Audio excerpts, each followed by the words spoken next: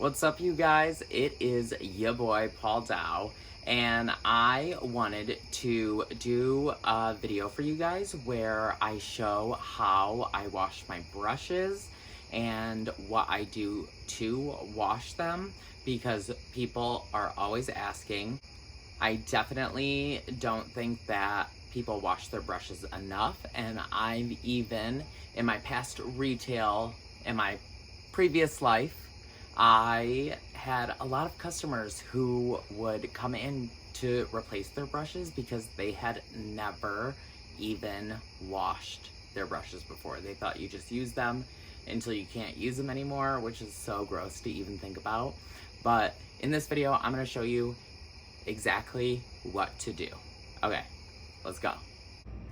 Okie dokie. So I wish that I had a fancier place that I was doing this for you, but I literally do it at the kitchen sink. Okay, so this is what literally I just set them all out. I get a little, this is for hair color, but it has these good ribbings for washing. I don't know where my brush mat is, so we're improvising for right now. But get a little soap in there, face soap. I would say Dawn is probably pretty safe. So I've used face wash, shampoo, and Dawn all to wash brushes before. Dawn might be a little harsh because, you know, it gets out the oil spills and whatnot. And my favorite is probably the Sonic Foaming Facial Cleanser from Clinique. Okay, let's get started. Okay, so my process here. I wet the brush. I usually pre-wet like a bunch of brushes at once because I'm impatient. But basically, you should not do that. You should really do them individually and use water that's not too hot, and try not to get too much of like the binding or whatever wet, because eventually that's going to, especially with the soap, gonna break down the glue and what's holding it together. So I literally take this, dab a little in there, give it a little wash. And normally I have my mat, but obviously most people probably don't have mats. And there's a lot of makeup. So you see how much makeup is like coming out of that? It's literally so gross.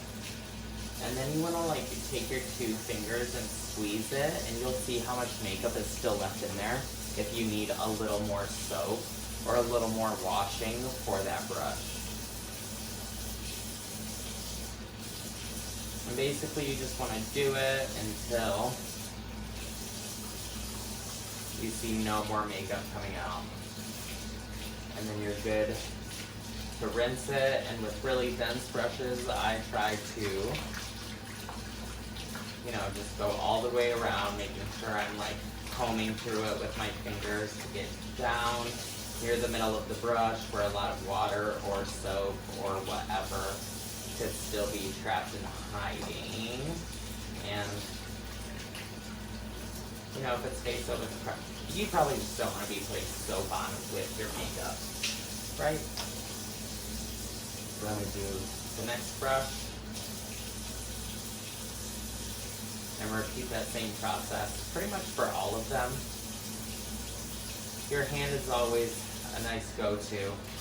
And if you don't feel like it's coming white, like the suds aren't coming white, that's how you really know it's clean and no other makeup is coming out of the brush. Then just kind of rinse the brush off and go again. Do a little more. And your brushes always aren't going to come super clean. Like a lot of my white haired brushes get and stay stained. So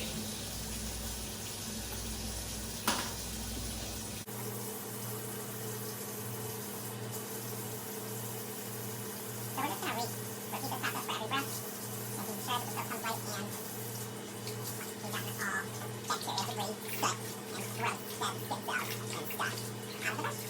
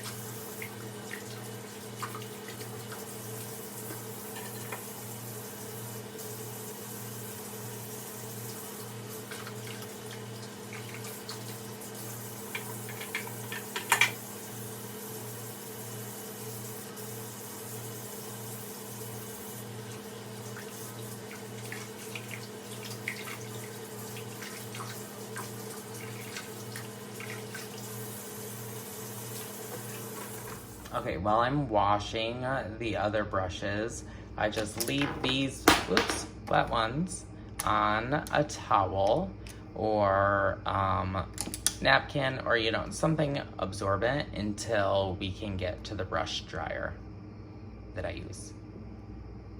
Cool. Okay, so that is the end of the brush video. I didn't get to the brush drying, or at least recording the part of it, but we will definitely show you the brush dryer on another video because it's something that I think is super handy, especially for people who are makeup artists or who like wash their brushes and need them to be dried pretty quick, maybe if you don't have a ton of makeup brushes. So thank you for watching this video, and hopefully we will get to see you back super soon. Okay, love you guys, bye.